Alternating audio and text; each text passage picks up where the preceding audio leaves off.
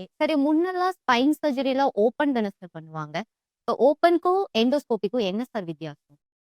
ஸ்பைன்ல ஏன் பிரச்சனை வருது? ஸ்பைன்ல நாம ஏன் சர்ஜரி பண்றோம்?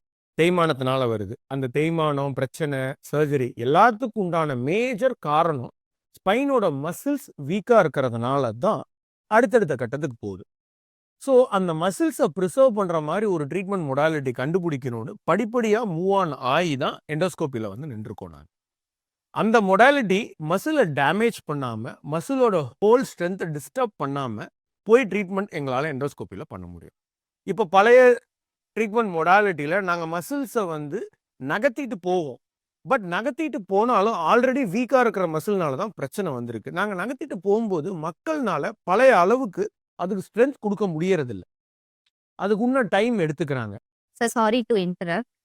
ஓப்பன் சர்ஜரியே கெட்டதுன்னு சொல்றீங்களா? ஓப்பன் சர்ஜரி கெட்டதுன்னு சொல்ல வரலம்மா. ஓப்பன் சர்ஜரி இன்னமும் வழக்குல தான் இருக்கு.